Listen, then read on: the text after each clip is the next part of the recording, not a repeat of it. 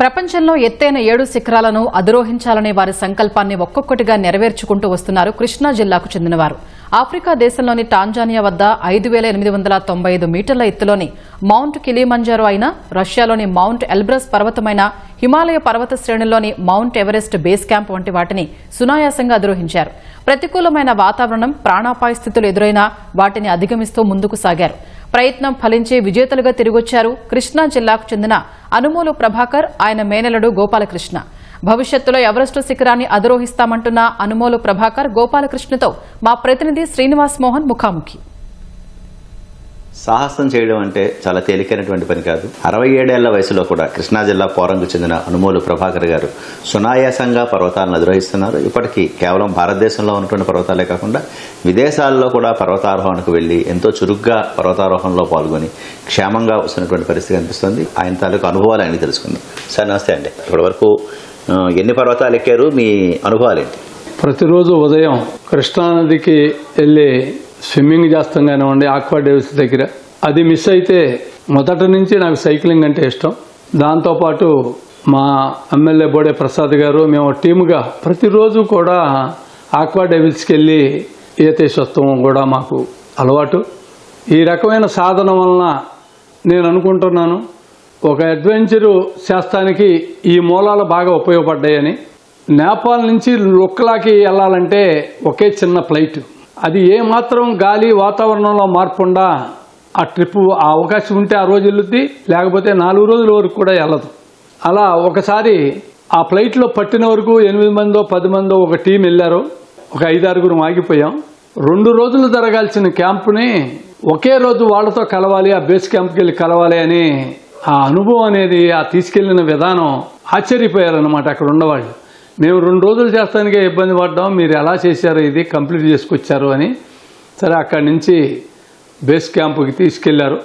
మార్గాన నడిచి తీసుకెళ్లేటప్పుడు అక్కడ ఒక వాతావరణం, నేను ఎంతసేపు కూడా ఎవరెస్ట్ బేసు, మంచు పర్వతాలు, మొత్తం మంచు కప్పేసి ఉంటుంది, ఏమీ కనపడదు అనే ఆ భావంతో ఉండేవాడిని. కానీ అక్కడికి వెళ్తే కొండలంతా కరిగిపోయి, మంచంతా కరిగిపోయి ప్రవాహంలాగా కొట్టుకుపోతూ రాళ్ళు బండలతో మార్గ మధ్యలో మేము అక్కడ చేరుకున్నాం.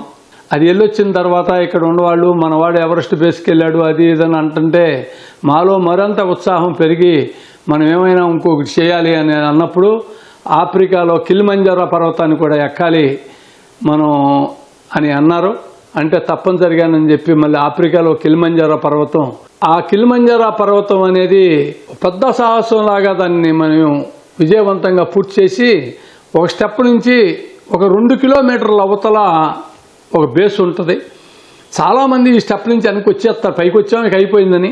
కానీ అక్కడికి వెళ్ళాలి అనేది తెలిస్తే మా మేనల్లుడు గోపాలకృష్ణ గారు నేను బయలుదేరి అక్కడికి కూడా వెళ్ళాం. 2020వ సంవత్సరం నుంచి పర్వతారోహణ ప్రారంభించారు. ఇప్పటివరకు ఎన్ని పర్వతాలు ఎక్కారు? ఎన్ని కిలోమీటర్లు ఎక్కారు? అంటే ఒక్కొక్క పర్వతం ఒక్కొక్క రేంజ్ అండి. ఎవరెస్ట్ బేస్ ఉందంటే అది సుమారుగా 18,500 అడుగులు ఎత్తు ఉంటుంది. కిలిమంజారో పర్వతం కూడా సుమారుగా 19,000 అలా ఉంటుందండి. అలాగే రష్యాలో ఎల్బ్రస్ పర్వతం కూడా 19,000 దాకా ఉంటుంది. ఇవన్నీ కూడా ఏంటంటే ఇక్కడ ఎత్తు 10 అడుగులు ఎక్కువ తక్కువ అనే దానికన్నా దేని యొక్క రూపం దానికి. ఎవరెస్ట్ బేసు అనేది ఒక రూపాంతరంలో ఉంటుంది. దాన్ని మనం ఎక్కే విధానం అదంతా కూడా రాళ్ళు బండలు మధ్యలో నుంచి మనం వెళ్ళే విధానం. అదే కిలిమంజారో పర్వతం నెట్ట నిలువుగా ఉంటుంది. అన్నీ ఒకే పర్వతం అంటే ఒకే రకంగా దారిని బడి వెళ్తాం, దారిని బడి వస్తాం కాదండి. అక్కడ ఉన్న వాతావరణం ఏ క్షణాల్లో ఏమైనా జరగవచ్చు. మేము ఇప్పటికి 3-5 పర్వతాలు ఎక్కినా 5 పర్వతాల్లో దేని స్టైల్ దానికే ఉంది. మరి మేము చూసిన దాంట్లో మేము అది మాటల్లో మీకు చెప్పలేము ఆ అనుభూతిని. అలాగే అలాంటి కష్టాన్ని కూడా మీకు చెబితే అర్థం కాదు.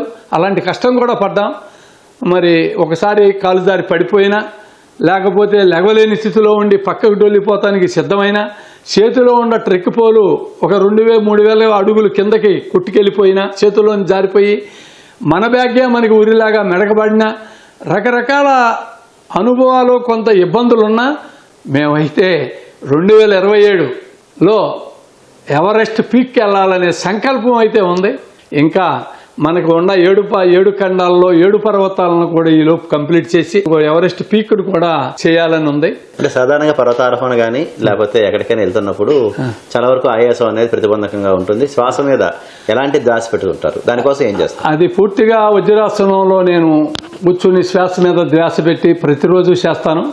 ప్రతినిత్యం శ్వాస మీద మనం ధ్యాస పెట్టుకుని మనం శుభ్రంగా గాలిని పీల్చుకుని శుభ్రంగా వదులుతాం అనేది అది ఒక అలవాటుగా పెట్టుకున్నాం. ప్రభాకర్ గారితో పాటు ట్రెక్కింగ్ లో పాల్గొన్నటువంటి అతని మేనల్లుడు గోపాలకృష్ణ గారు ఉన్నారు. సార్, మీరు కూడా 2020 నుంచి కూడా ట్రెక్కింగ్ లో ఉంటున్నారు. ఈ 5 ఏళ్లలో ఎన్ని పర్వతాలు మీరు ఎక్కారు, మీ అనుభవం ఏంటి అసలు? ఈ 5 సంవత్సరాల్లో 2021 మేము ఉత్తరాఖండ్ చంద్రశీల ట్రెక్ నుంచి స్టార్ట్ చేసామండి. దాని తర్వాత మా మేనమామ గారు నేను కలిసి దాదాపు ఉత్తర మనాలి ఫ్రెండ్షిప్ పీక్, తర్వాత మనాలిలోనే మంగన్కోట్ ట్రెక్, దాని తర్వాత ఎవరెస్ట్ బేస్ క్యాంప్, తర్వాత కిలిమంజారో, దాని తర్వాత ఇప్పుడు కొత్తగా ఇది ఎక్కడం జరిగిందండి ఎల్బ్రస్, యూరప్ హైయెస్ట్ పీక్. వీటన్నిటికీ మా మేన ఆయన స్ఫూర్తి, తర్వాత రాఘవ ఎస్టేట్స్ రవీంద్ర గారి స్ఫూర్తితో మేము చేయటం జరిగింది. ఏ పర్వతంకి ఉండే వాతావరణ అనుకూల పరిస్థితులు ఆ పర్వతంకి ఉంటాయండి. ప్రతి పర్వతంకి ఒకదానికి ఒకటి సంబంధం ఉండదు. కానీ ఏంటంటే మనం చేసే దాంట్లో పూర్తిగా మనం శ్వాస మీద ధ్యాస మీద ధైర్యం వీటితో ఉన్నప్పుడు ఏదైనా మనం సాధించగలమండి. సో మీరు పర్వతారోహణకి వెళ్ళారు, వచ్చారు, చాలా విజయవంతంగా పూర్తి చేశారు. ఇప్పుడున్న యువతరం చాలా వరకు ఆటలకు దూరంగా ఉంటుంది, శారీరక శ్రమకు దూరంగా ఉంటుంది. సో మీ అనుభవం యువతరానికి ఎలా ఉపయోగపడుతుందని మీరు? ఖచ్చితంగా కుటుంబ నేపథ్యంలో కుటుంబం ప్రతిదీ పిల్లలకి స్వేచ్ఛనివ్వాలండి.